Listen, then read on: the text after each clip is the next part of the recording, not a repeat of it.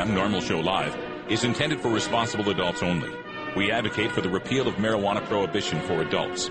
We discuss the science, culture, and controversy about America's marijuana laws. We do not advocate or encourage any illegal activity and advise all listeners to learn their state and federal marijuana laws by visiting norml.org, Norml.org. Opinions and claims made by guests and advertisers of Norml Show Live are their own and do not necessarily reflect the philosophy and policies of Norml. Listener discretion is advised.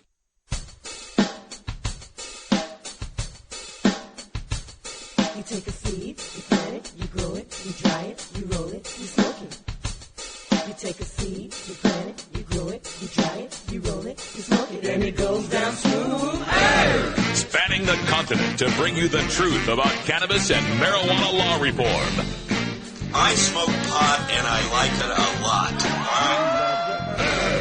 From the promise of legalization. And I think we need to think if we criminalize our marijuana laws. To the agony of prohibition. One major responsibility is to encourage people to use less drugs. The National Organization for the Reform of Marijuana Laws presents Norml Show Live, Marijuana Nation.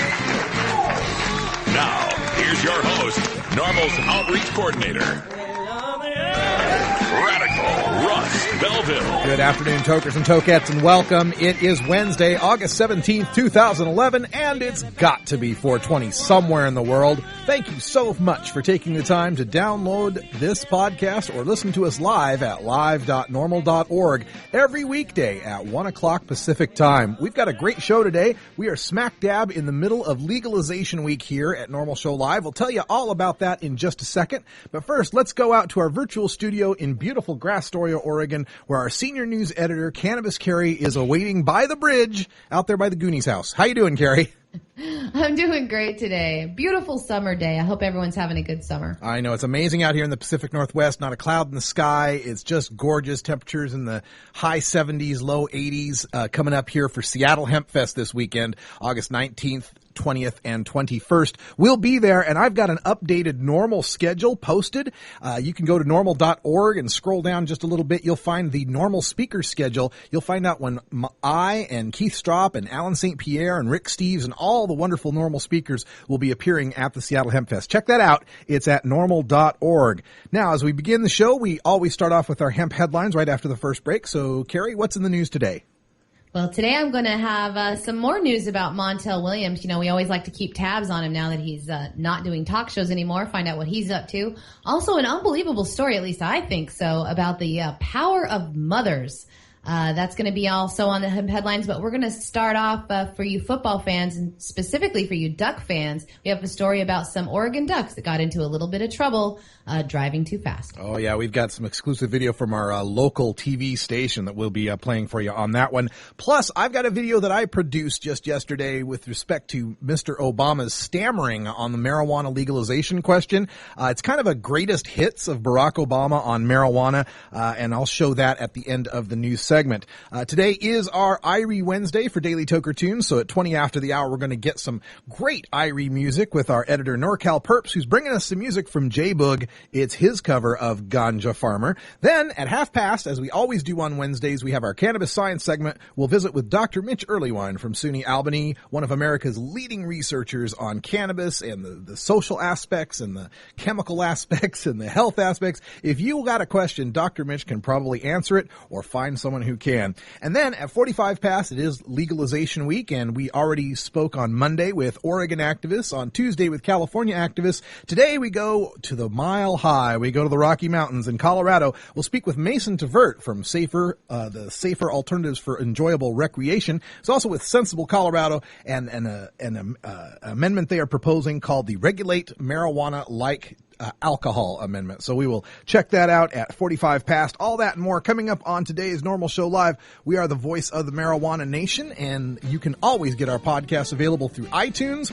or go to our blog at stash.norml.org and download or listen on demand. We also have plenty of videos posted up there and other news stories we don't have time for here on the show.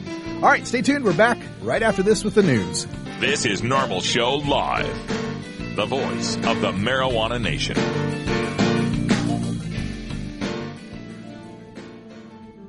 In today's busy world, we're inundated by advertising for all types of pharmaceuticals that come with a laundry list of potential side effects. Shouldn't you have better medical choices? Natural alternatives to pills pushed by Big Pharma? At Alternative Medical Choices, you could choose natural, safe, and effective alternative therapies that are right for your budget without nasty side effects. Cannabis, or marijuana, has been a legal medicine in the Pacific Northwest since 1998.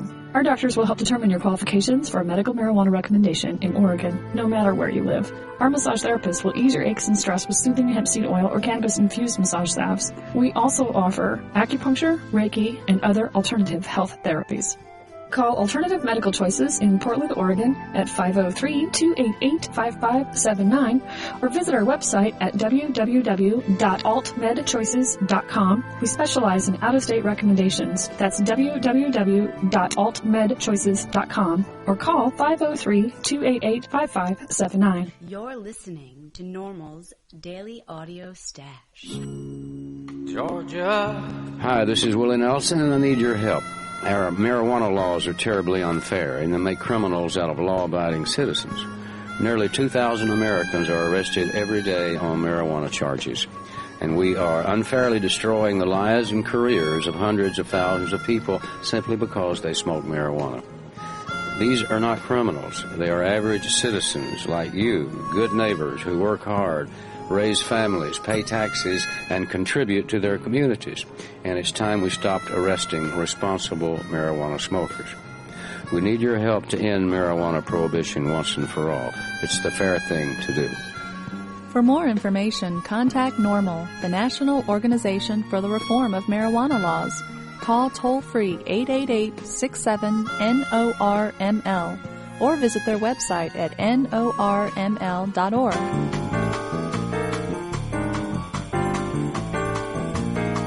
Medical marijuana, industrial hemp, consumer cannabis. It's time for this week's Norml News with Cannabis Carrie. Some Oregon Duck football players got in a little trouble early Sunday morning. Cliff Harris and Darren Thomas were pulled over by the Oregon State Police at 4:30 in the morning for going 118 miles an hour in their rented 2011 Nissan Altima. Now, Harris was driving at the time and was eventually fined $1,600, a fine that his family came and paid. The police dashboard cam showed that the officer was hitting speeds of 141 miles just to catch them. Once the police did turn on their lights, though, the college student football players pulled over immediately. The police asked them during the stop, "Who's got the marijuana?" We'll let you know more about that in a minute. But Cliff Harris, as it turns out, was driving with a suspended license. And today, the University of Oregon football team did announce that they have suspended Cliff Harris indefinitely. KATU News has the entire dashboard cam, and we're going to show you a portion of that now. A big story we're following tonight from the On Your Side of investigators revealing video. A star Oregon football player behind the wheel of a car flying down I-5. We uncovered two things that have been secret since June. The star quarterback was in the passenger seat. And the troopers suspected somebody was smoking marijuana. It's a story On Your Side investigator Dan Tilken first broke on KATU.com. Dan, the university is going to have to answer another round of questions here. Right. It's that marijuana question the university may have to tackle, as well as why star quarterback Darren Thomas has a pattern of being in the wrong car at the wrong time. It is 4:30 a.m., June 12th. In the corner of your screen, you can see the state trooper hitting 141 miles per hour to catch up to the Nissan Altima going 118 on I-5 near Albany. Is there any weapons in the car? No, sir. Okay. You guys going to school in Eugene? Yes, sir. Who's got the marijuana in the car? Just smoked it all. Just smoked it all? Yeah. I don't know if I believe that. You can search the car, sir. Okay. All right. Just smoked it all. All right, why don't you grab your license for me? Where is it? I don't have no form of ID on You don't have no form of ID on you? Yes, sir. The trooper quickly realizes the driver is star cornerback Cliff Harris, and the person in the front passenger seat is starting quarterback Darren Thomas. He threatens to call head coach Chip Kelly. Soon, a deputy arrives as backup. You know who you guys are? Cliff Harris. Yeah, and Darren Thomas. So which one of them's been smoking dope? I don't know. Someone in the car, possibly quarterback Darren Thomas, says repeatedly not everyone had been smoking marijuana. Well, Darren Thomas was also a passenger when former Ducks quarterback Jeremiah Masoli was pulled over and found with marijuana in his car. In 2008, Darren Thomas was also a passenger in a car driven by former Oregon player Eddie Pleasant, cited for street racing and crashing his car. You move my pen back and forth. I want you to follow with your eyes. The trooper gave Cliff Harris a sobriety test. Okay, you're obviously not impaired. You're a very athletic guy, and you nailed the walk and turn. So you smoked a little bit earlier, or? It was like Long time ago? Okay, probably shouldn't be doing that, huh? Yeah? Harris blamed the marijuana on his cousin in the back seat. But Harris had a suspended license. The only one in the car with a valid license was former defensive end Tyrell Irvin. Place your right foot in front of your left foot on the imaginary straight line. Irvin told the trooper he had smoked pot sometime earlier, but after he passed a sobriety test, the trooper let him drive the car and everyone else home to Eugene. Now, that traffic stop lasts for just over an hour. The trooper debates for a long time whether to arrest Cliff Harris or whether to cite him for reckless driving. But after calling a supervisor and comparing what he had done in similar cases, the trooper felt the fair thing to do was cite Harris for that driving 118 miles an hour and for driving with that suspended license. Harris did pay that $1,600 ticket. What do we know about the rental car that Cliff Harris was driving? Remember, it was kind of a big deal that some people thought it was a big deal that the rental car was rented by an employee of the University of Oregon. Well, if you listen to the video, Cliff Harris says that that employee is actually his girlfriend. Okay.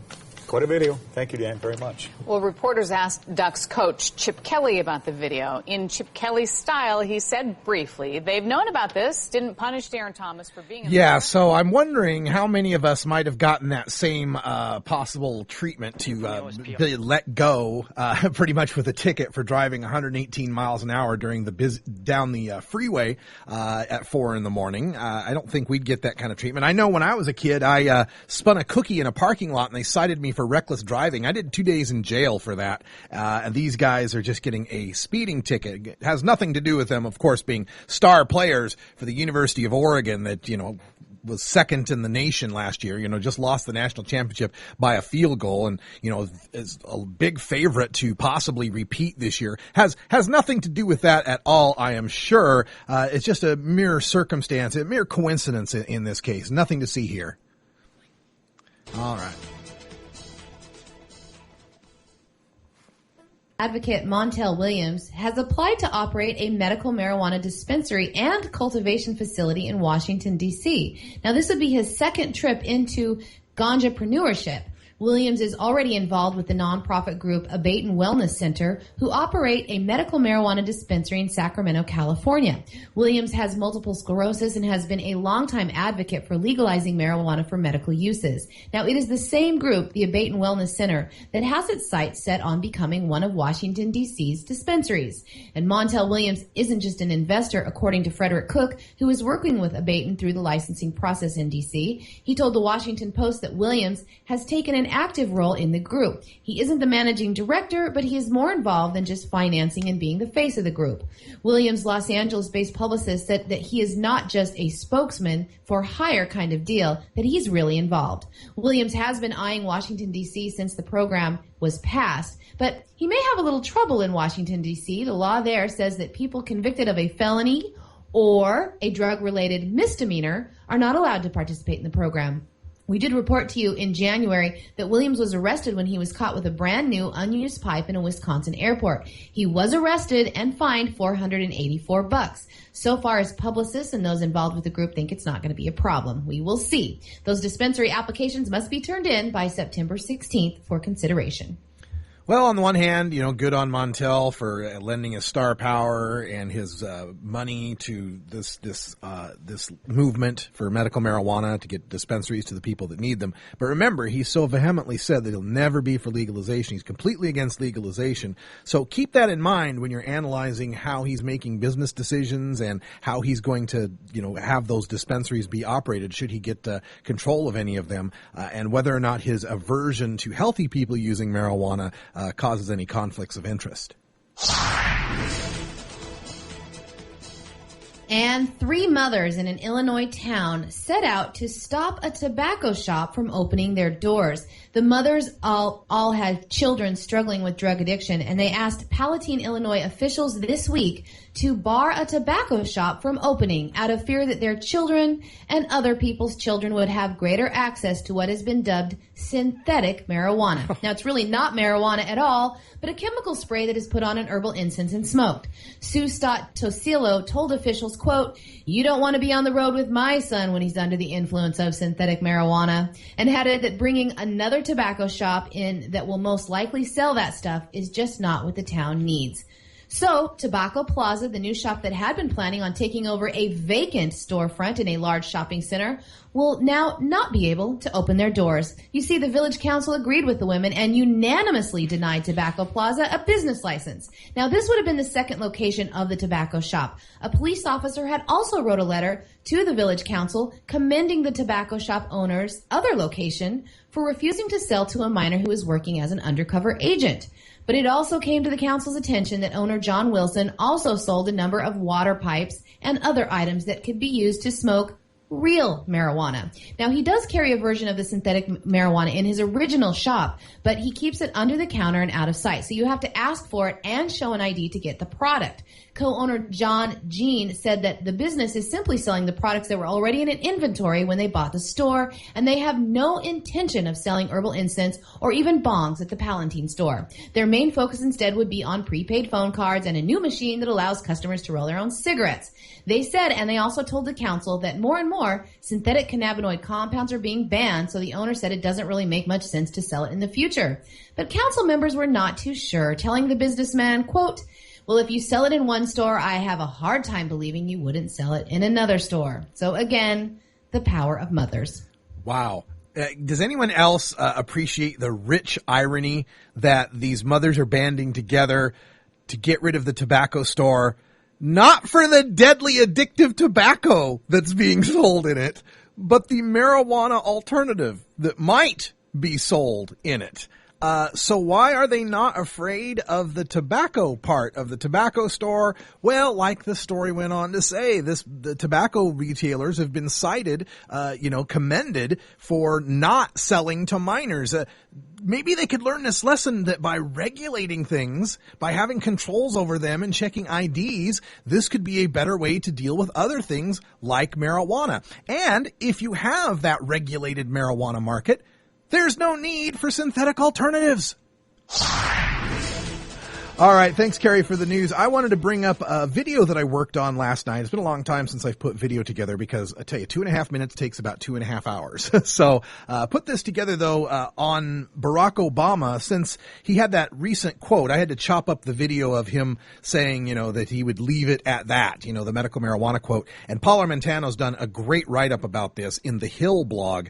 Check out our Norml blog at blog.norml.org, and you'll see the part about President Obama stammering and Paul's excellent write-up of that, and it's got the video of just that part, and you can click onto the Hill blog, and that's the blog that congressmen read. That's the blog that lawmakers up in Washington, D.C. and pundits and lobbyists, that's what they're reading, right? So get out there to that blog, leave your comments on there, be polite, be intelligent, and do your best. So I took that video and I made it a part of a larger video that I'm kind of calling Obama's greatest hits on marijuana, I guess. This is called Barack Obama, Leave It at That. Enjoy. In terms of legalization of drugs, I think that the battle, the war on drugs has been an utter failure, and I think that we need to rethink and decriminalize our marijuana laws. When it comes to medical marijuana, what I'm not going to be doing is using Justice Department resources to try to circumvent state laws on this issue. We've got a lot of things for our law enforcement officers to deal with. Look, when I was a kid, I inhaled frequently. That was the point. There was one question that was voted on that ranked fairly high, and that was whether legalizing marijuana would improve the economy and job creation.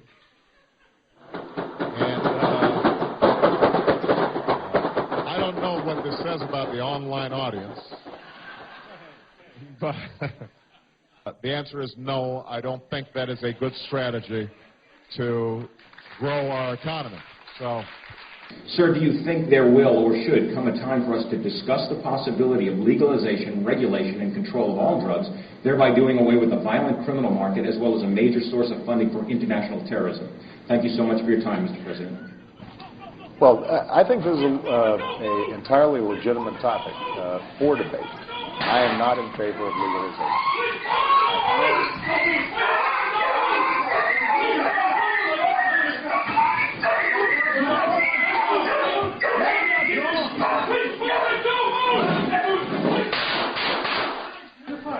You're fine. Make sure we're stay around the ball and put it up there. You shoot my dog! You shot my fucking dog! If you can't legalize marijuana, why can't we just legalize medical marijuana to help the people that need it? well, you know, a lot of states are making decisions about medical marijuana as a controlled substance. The issue then is, you know, is it being prescribed by a doctor as opposed to, you know, well, I'll leave it at that. All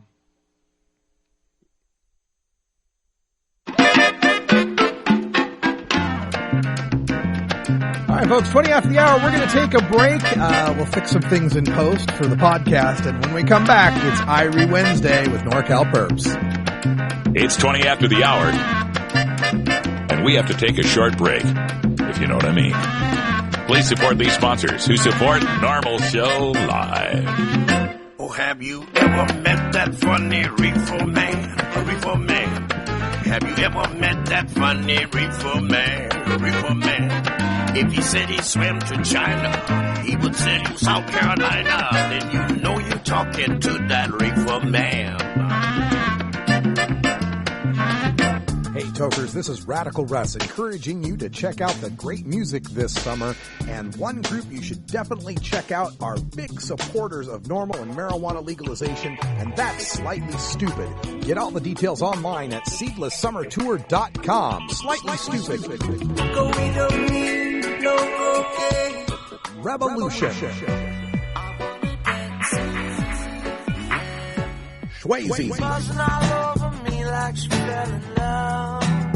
And Cisco. It's the Stonia show of the summer, coming to Missoula, Boise, Redmond, Washington, Eugene and Jacksonville, Oregon, Lake Tahoe, Berkeley, San Diego, Salt Lake City, Aspen, Denver, Asbury Park, Guilford, New Hampshire, Philadelphia, Boston, New York, Baltimore, Charlotte, Cocoa Beach, Boca Raton, St. Augustine, Atlanta, Raleigh, Columbus, Ohio, Chicago, Mesa, Arizona, and Irvine, California. Don't miss it. For more details, visit SeedlessSummerTour.com. Seedless Summer Tour is sponsored by Seedless.com, Sector 9, Groove Shark, Revolution Vodka, and Silver Surfer Vaporizers. Hey, this is John Papa. You're listening to the Norml Show Live. Legalize it. Don't criticize. This is Peter Tosh for Norml, the National Organization for the Reform of Marijuana Laws. Did you know that more than 400,000 Americans were arrested last year for the possession of marijuana? People are being sentenced to up to 40 years for even standing beside a joint. Well, I think it is definitely time for you to help doing something towards this. To find out what you can do, just write Norml, N-O-R-M-L. 1600 K Street Northwest, Washington, D.C., 2006. That's 1600 K Street Northwest, Washington, D.C., 20006. Help Norml to help protect your rights.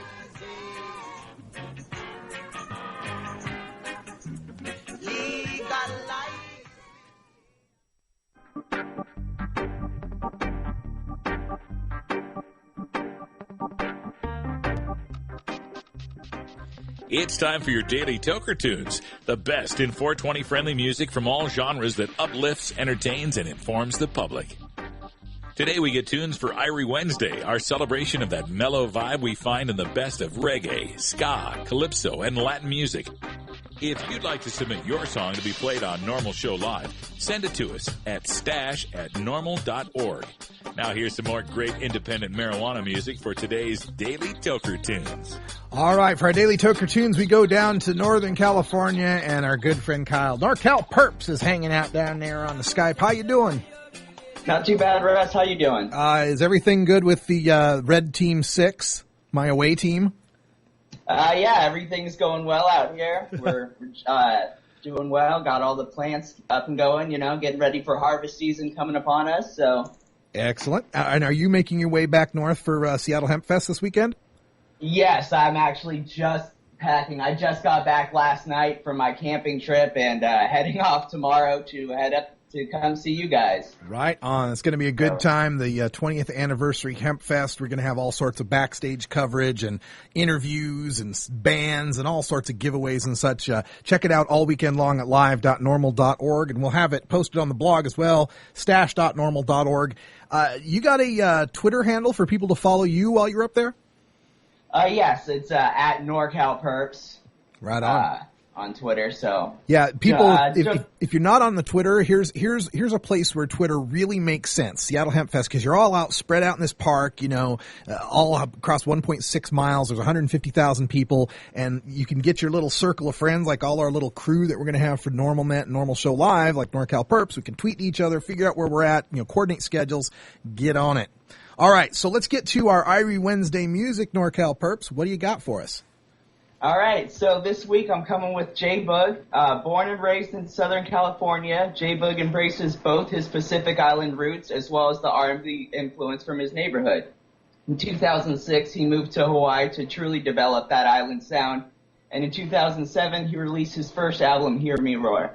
And with Hempfest coming up and harvest season approaching, I figured it was a great song to honor all of our green thumbs out there. Yeah. So here's J-Bug with Ganja Farmer. All right. J-Bug, Ganja Farmer here on your Irie Wednesday. And check out our blog, stash.norml.org, for downloads.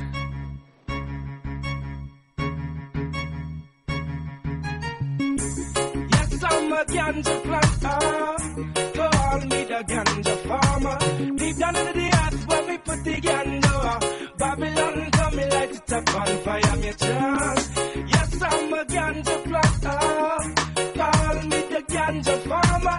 Deep down into the earth where we put the ganja. Babylon coming like it up on fire. Big stinking helicopter blow through the air. What them call it weed. Them never did they want me not out in water. Or when me did they flying fertilizer. Yeah, out in the sky them spitting fire. And I'm a little youth man with that hot temper. Me dig out me stinking rocky luncher. And in all the air they spent the helicopter. You turn, yeah. I'm a ganja planter. Call me the ganja farmer. Deep down into the earth where we put the ganja. Babylon coming like it up on fire, me chant. Yes, I'm a ganja planter.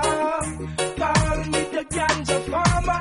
Deep down into the earth where we put the ganja. Babylon coming like it up on fire. True Jaja bless, I will not for good boys, man. To room me at the others with the ganja paniland. Make doctors kidnap medication. I saw them could give it to them situation. Make chemists kidnap medication. I saw them could brew new medication.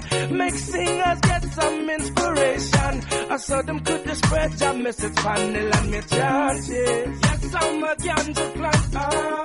Call me the ganja farmer. Deep down into the earth where we put the ganja. Babylon coming like it up on fire, me chant. Yes, I'm a ganja planter.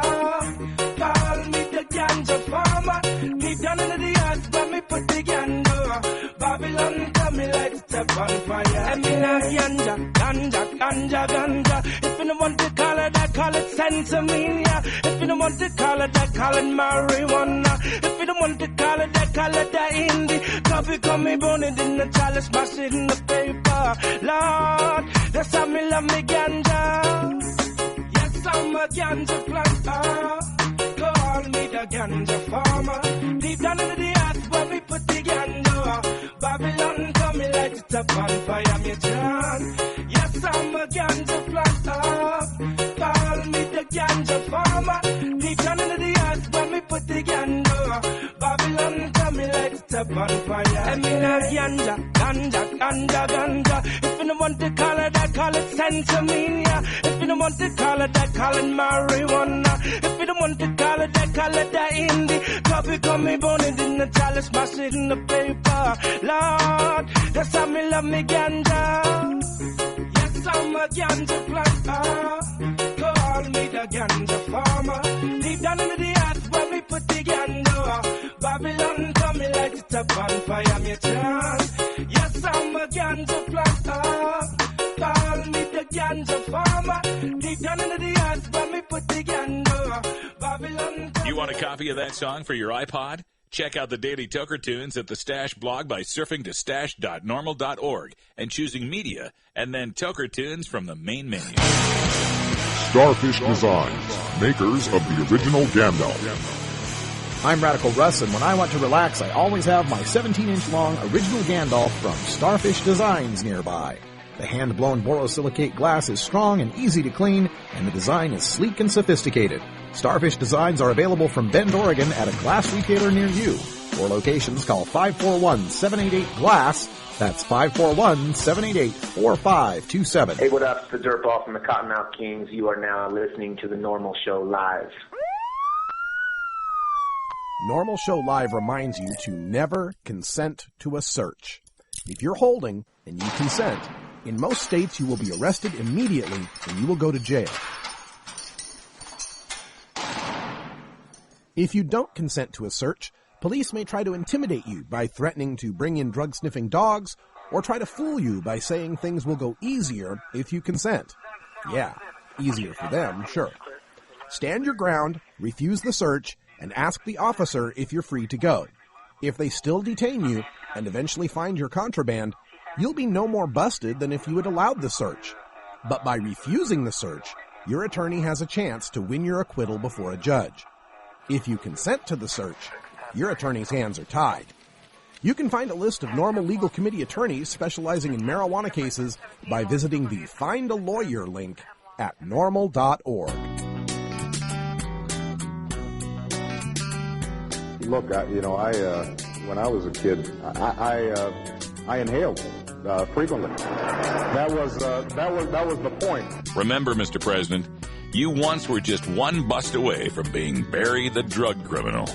Life ain't a box of chocolates gum. That's why people smoke weed and take bumps and drink way too damn much and get drunk and do it all over again first of the month. It's time for Norml Show Live's Cannabis Science with Dr. Mitch Earlywine. Dr. Earlywine is a professor of psychology at the State University of New York in Albany and the author of Understanding Marijuana. Now here's your dose of cannabis science. Well, hello, Dr. Earlywine, and happy Wednesday to you. Happy Wednesday to you, Russ. You know, I wanted to give you a chance before we get into any of the sciencey stuff and the questioning stuff to maybe get your thoughts on President Obama's answer. I don't know if you caught that, his town hall there, where he was asked, if we can't legalize marijuana, why not just legalize medical marijuana for the people that need it? And he kind of stammered, hems and haws, and says, I'll leave it at that.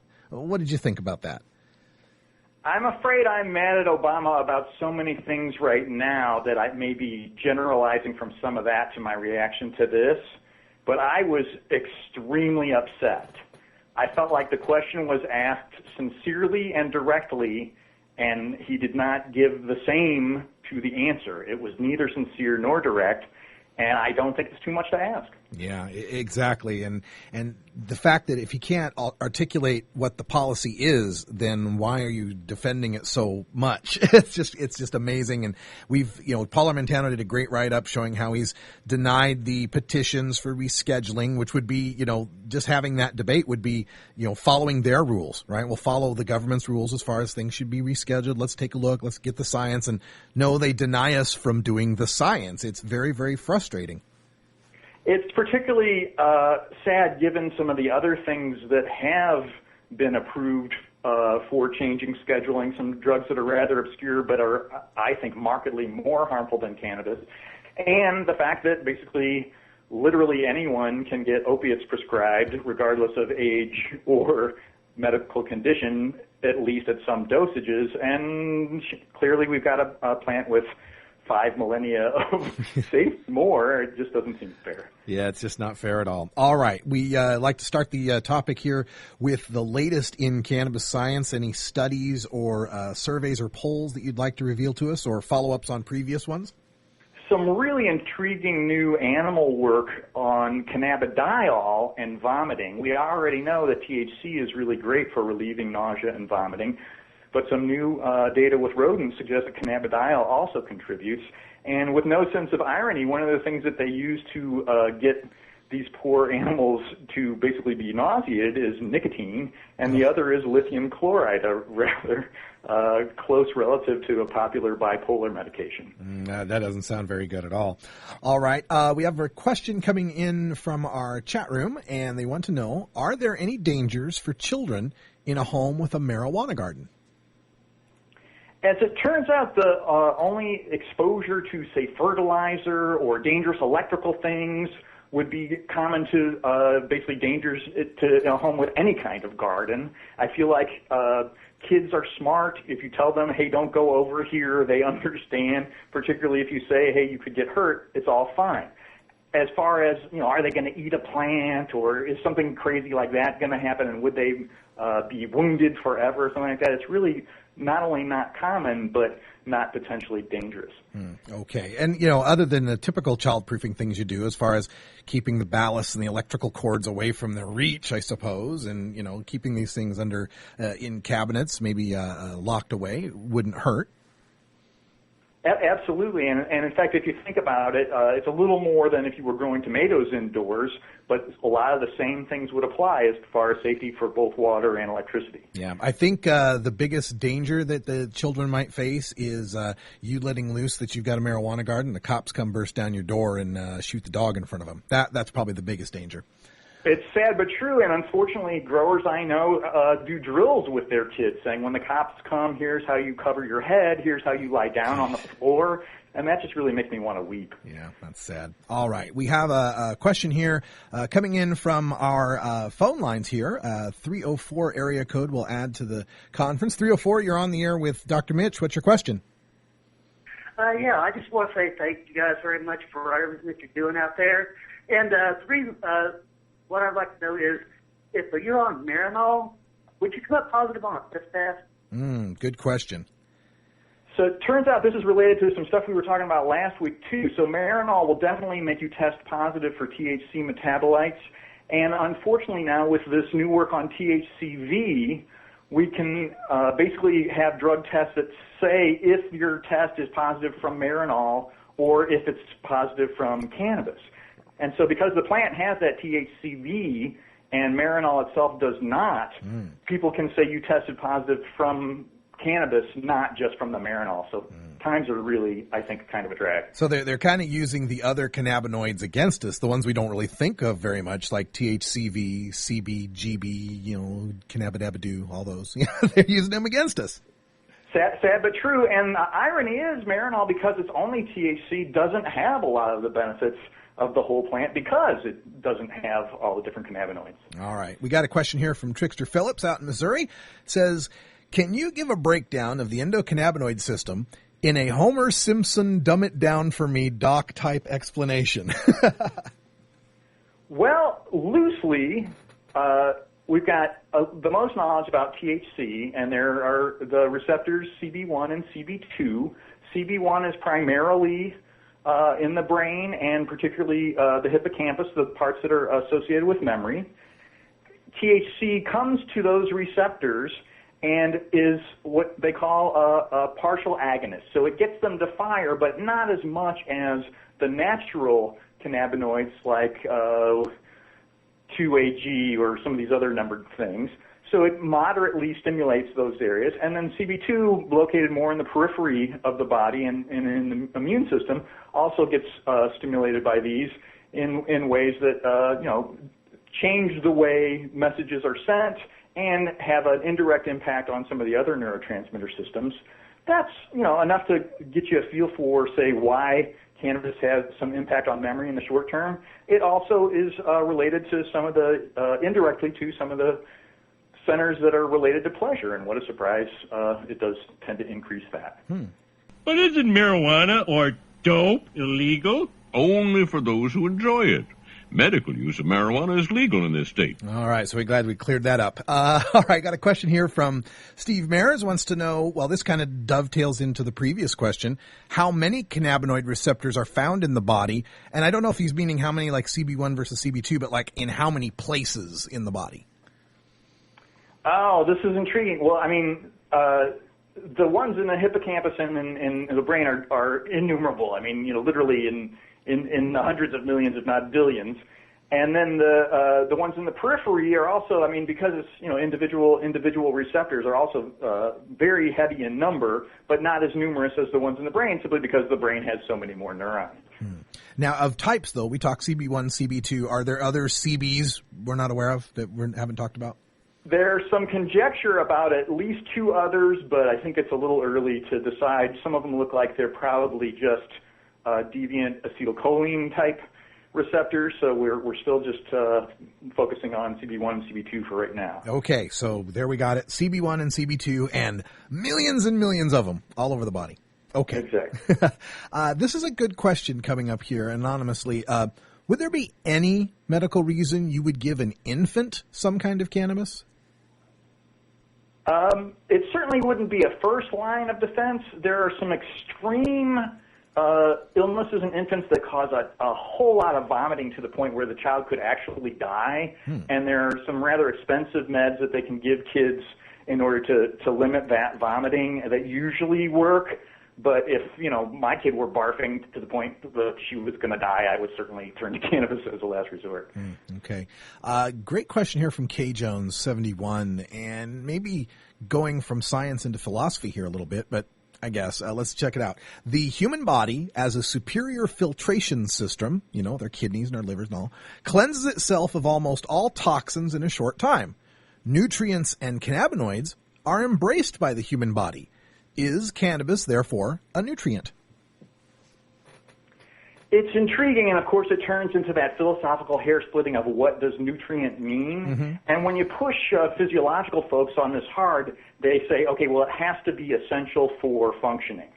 And though the cannabinoids themselves and the endocannabinoids are essential for functioning, THC and external cannabinoids from the plant are not essential for functioning, so I think they would argue, no, it's not a nutrient. Okay. Interesting question. I like it nonetheless. Now, with regard to Marinol that we mentioned earlier, Gaza 666 states, I read that Marinol has killed people. Have there been any deaths from Marinol? I haven't seen any published things with Marinol actually causing a death directly. Unfortunately, because Marinol has no cannabidiol, it can lead to some odd psychotic reactions in folks, especially if the dosages aren't monitored closely. So our beloved pharmacologist John Morgan, the author of Marijuana Myths, Marijuana Facts, had a spouse who had cancer and was prescribed Marinol and had a really aversive reaction to it, was having these delusions that there were leaves growing out of her mouth. And although she didn't kill herself, she was really uncomfortable and really dangerous and really paranoid. There is some modest heart rate increase associated with it sometimes. So in theory, somebody who had a really serious heart condition who took too much might end up inducing some kind of cardiac problems. But I haven't seen a published case of Marinol actually killing anyone. Okay. We want to remind everyone, if you don't get your question in on today's episode, we do this every Wednesday with Dr. Mitch, taking your live questions. Also, you can email Dr. Mitch privately at 420research@gmail.com. That's 420research@gmail.com. And this will be our last question here. La Herbivore asks, my brother has leukemia. Is it really safe to have him consuming cannabis, or should we stick with the traditional treatment? As it turns out, there are literally a half a dozen different types of leukemia, and I'm not this guy's physician or physician at all. But as medications go, cannabis is not a big harmful one. You have to think about, well, what is the prominent symptom I'm trying to address here with leukemia? And obviously cannabis doesn't cure leukemia, but is he getting a treatment that is making it so he can't eat, he can't sleep, He has, muscle problems. These are things that we know cannabis can address relatively cheaply and comparably, as well as other medications. But, it's not the lone treatment out there. Yeah, I don't think the dangerous word in there is cannabis. I think the dangerous word is or. I don't think it's an or. Exactly. Yeah, exactly. I think the idea that this could supplement some other work is completely worth entertaining. All right. Well, thank you, Dr. Mitch Earlywine, for joining us every week here. And we're going to go out to HempFest this weekend. Any tips for folks besides my obvious, if you've seen my videos, that I need sunscreen? Besides that one, any other tips that people need to know for the 3-day festival? Stay hydrated. I don't mind if I do. Thank you, Dr. Mitch, for calling in, and we'll talk to you next week. All right. Bye.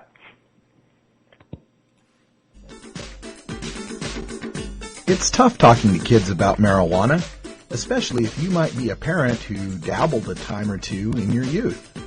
So to help you out, get your copy of Dr. Mitch Earlywine's latest book, A Parent's Guide to Marijuana. Dr. Earlywine is an associate professor of psychology at the State University of New York at Albany and an expert on the studies concerning marijuana, its effect on health and society, and the methodology behind the statistics. He is a frequent guest here on our daily audio stash. Dr. Earlywine lays it all out without the propaganda and scare tactics that parents know won't work with teenagers. He presents a rational understanding of cannabis, what it is and what it isn't, and why kids shouldn't be using marijuana. You can order today through Amazon.com or check our links at our blog, stash.norml.org.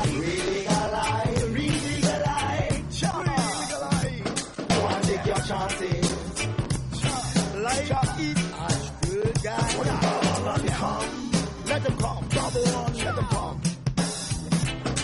Let them fool ya. Give them a run. Can't let them fool ya, man. Boy, let the music take me. Really legalize. Go and take your chances. Like eat ash, good guy. Let them come, double on, let them come. Don't let them fool ya. Give them a run. Can't let them fool ya, man. Boy, let the music take. Ever wonder how often to change your bong water? The most effective method for baking pot brownies? The best destinations for a ganja getaway? How to hide herb in your car? Whether to grow your own? How precisely to legalize it? Or how something as wonderful as marijuana ever got to be illegal in the first place?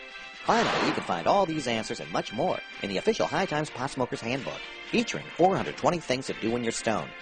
Since 1974, High Times Magazine has covered marijuana in all its aspects and wonders, from cultivation to legalization to the herb's enduring and exalted place in popular culture.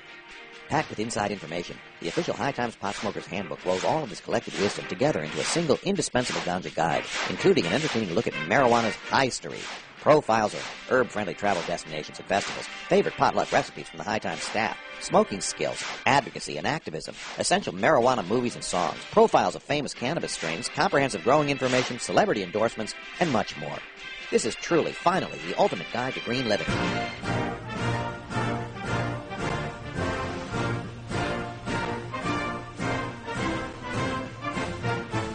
5 of the last 7 people to run for president and the last 3 winners have all smoked pot. Marijuana, the gateway drug to the White House.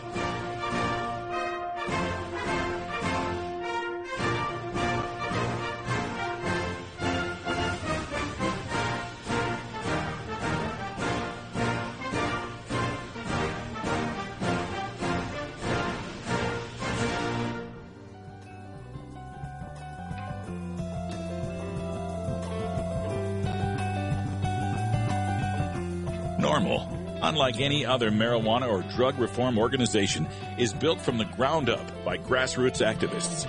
We are the Marijuana Smokers Lobby, and we aren't just anti-prohibition, we're pro-marijuana. Every week, we take some time to talk to the citizens of local Norml chapters across the country and around the world, as well as others who are working to make a difference in the fight to end adult marijuana prohibition. In this segment we call Grassroots Activism. All right, folks, welcome back. It's legalization week here as we prepare for Seattle Hemp Fest. We're touring all the western states. We did Oregon on Monday, California on Tuesday, and today we land in the land of the Rocky Mountains, the Mile High. We're speaking with Mason Tvert from Safer and Sensible, Colorado. Mason, welcome back to the show. Thanks so much for having me. Great to have you here. And, this 2012 election is shaping up to be one where there's going to be, lots and lots of choices for marijuana regulation throughout the different states. You're working with one here, the Regulate Marijuana Like Alcohol Act. Tell our listeners a little bit about what that act would do. Sure, yeah. In summary, this is a constitutional amendment that would remove all the penalties for private adult possession and limited home growing. It would also establish a system similar to alcohol in which there are licensed retail stores, cultivation facilities, product manufacturing, and testing. And it allows for the cultivation, processing, and sales of industrial hemp. So it really, of course, it's not identical to alcohol because marijuana clearly is not identical to alcohol, but it's really trying to set up a system in which it can be treated similarly, and by that I mean ending prohibition, starting to treat it like a legal product. Mm-hmm. As we've been going across the states and talking to different activists, while every state's different about how they're trying to tackle this situation, it seems like there's two basic theories at work here. One seems to be the let's take away the criminal prohibition of it, but leave it up to the government to figure out how it's going to be regulated. And then the other version seems to be let's write into the regulations, write the regulations into the initiative. Let's get it all regulated before the government gets its hands on it. Of those two camps, is yours more like the latter, putting the regulations in the bill? Well, it's in between. I think you hit the nail on the head in the beginning by saying different states have different things because different states are different. Right. But ultimately, at the point where we are at here in Colorado, we know that simply removing penalties and not providing any sort of guidelines for how to be treated is not popular. So we have provided guidelines for regulations, but they're not very detailed. Ultimately, we limit the craziness, if you will. We say you can't, set fees that are so high no one could ever possibly do this. Right. We say things like that to ensure that this will happen, but we really leave the nitty-gritty and the rulemaking up to the legislature, which is what's happened here with medical marijuana, where the legislature and then the Department of Revenue have really been the ones who have to come up with the details. Mm-hmm. If the folks out there want to read this for themselves, do you have a website address, places they can get more information and contact info? Yeah, absolutely. You can just go to regulatemarijuana.org and find the text of the initiative and anything else that you would need to get informed and get involved if you're interested. Yeah, I got to definitely encourage people to do that because what I've found, covering this now over 2 election cycles, 2008, 2010, I get all these comments and people coming back to me saying, oh, they're going to do this and they're going to do that. And then I actually go read the text and go, gee, I didn't see that anywhere. So, get it from the source. Go read the text. I know it's legalese to some people. Have a party, have 6 or 7 of you read it over and figure it out and figure out what it really says and not what your friends think it says.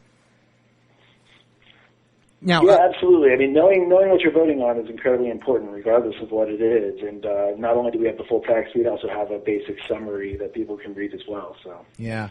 Now, Mason, one of the things that comes out, that I hear from people from time to time is this fear of marijuana being over-regulated, Walmartized, locked down to just a few, big corporate growers that the little guy can't get involved with this. Your reaction to that, and as far as that would apply to this legalization proposal? Well, without a doubt, there is going to be regulation, and it's likely, as we've seen here with medical marijuana, to be pretty stringent up front in the beginning because it is new to people. But unlike medical marijuana, we're now going to be talking about a system where it is legal for all adults, and it's not just a medical system. So right now, most of the craziest regulations are meant to prevent the flow of medical marijuana into the black market. So when there's no black market, there's really no need for a lot of these excessive regulations. But when it comes to, who can start a business and run a successful business, obviously, just like with any business in the world, whether it's a restaurant or a boutique or a marijuana store, if you will, it's going to depend on whether that business is successful, if they are savvy, if they are able to follow the rules, if they are able to market themselves well. And, ultimately, not everyone has an inherent right to have a successful marijuana business or any business. So we do live in a capitalistic society now. in terms of Walmartization, I don't really see that happening. It is really, number one, it's intrastate, so it's pretty difficult to become that big. Number two is that the people who are getting involved in this and the ones who are able to aren't necessarily interested in trying to reach that level. Selling just one product, it would be pretty difficult. Right. We're speaking with Mason Tvert from Safer Choice. The website is saferchoice.org. And for this Regulate Marijuana Like Alcohol Act, it's regulatemarijuana.org. And that is one concern. You mentioned medical marijuana, and this is a concern that came up through some Oregon and some California stories that I covered, where the patients that have medical access now are afraid when these legalization things come up that it's going to negatively affect their medical marijuana rights. How does Regulate Marijuana Act deal with that? Well, it's interesting you mentioned patients, because we've generally never seen or heard any significant concerns amongst patients, but more of the expressed concern, which we haven't seen a lot of, but would be amongst those involved in the marijuana industry. And ultimately, what this would do is dramatically benefit patients, because they won't have to apply for licenses. They won't have to show their, license and monitor it and be on a list and the whole 9 yards. They'll simply be able to go in there, show proof of age, just like when buying a case of beer, and they'll be able to get whatever they want. And of course, once it's not just a medical system, there's no more concern of being targeted. If every adult walking down the street could have up to an ounce of marijuana on them. So the notion that they do, they're no longer the sitting duck or the target for police or what have you. Same goes for home growing. So this really does a whole lot to benefit patients and a whole lot to benefit the industry, which is another story entirely. Mm-hmm. Now, you've had a lot of success with marijuana initiatives out there in Colorado, and we see a lot of popular support in Denver and cities like Breckenridge and so on. Statewide, how is the politicking going and convincing people in Fort Collins or Colorado Springs or these other places that this is the right way to go with marijuana?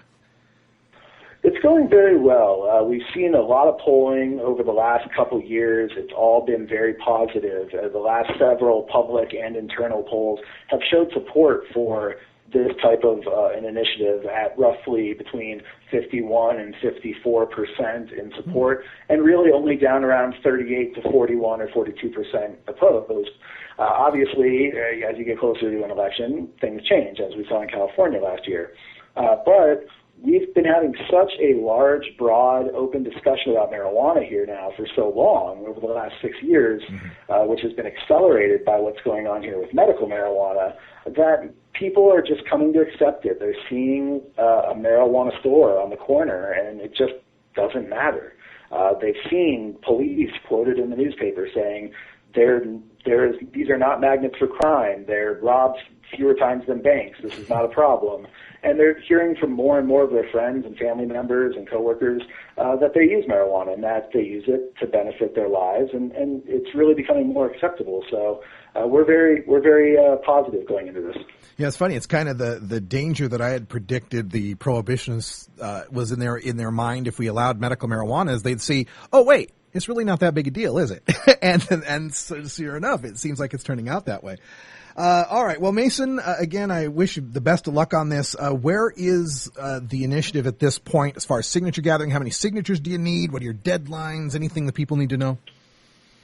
Yeah, we are in the process of collecting signatures to get this measure on the ballot. We need about 86,000 ballots, so we're shooting for 140,000 to ensure we have enough once all is said and done. And people can get involved. You mentioned the website, regulatemarijuana.org. And it's also important to point out that this is a broad coalition effort, and we're trying to get as many people involved as possible. We have a great core group of organizations and activists here that have been involved through the whole process, which includes not just Safer and Sensible Colorado here, but Norml at the national and local levels, the Marijuana Policy Project, the Drug Policy Alliance, Law Enforcement Against Prohibition, Students for Sensible Drug Policy, and the list goes on and on. But this is really a historic, large effort, so we hope everyone will check it out and get involved if they can. Yeah, I'm glad you pointed that out. We hear sometimes complaints, why doesn't everybody work together? We work together far more than anybody knows, and I'm glad it's getting some recognition. Mason DeVert from SAFER, thank you so much. SaferChoice.org and RegulateMarijuana.org for the Colorado effort to regulate marijuana like alcohol. And Mason, are you going up to Seattle? Will we see you there?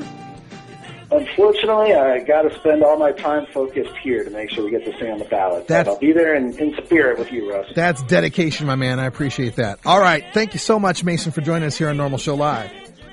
Thanks for having me. All right. Well, that's it, folks. We got to call it a day, so we'll stay tuned for hour 2. Those of you listening live, we'll do some more talking. And for those of you listening on the podcast, thanks for joining us. For Cannabis Carry, I'm Radical Russ. Until next time, take care of each other, tokers. This is Norml Show Live, the voice of the Marijuana Nation. Take it out one more time. You take a seed, you plant it, you grow it, you dry it, you roll it, you smoke it. You take a seed, you plant it, you grow it, you dry it, you roll it, you smoke it. You take a seed, you plant it, you grow it, you dry it, you roll it, you smoke it, and it goes down smooth.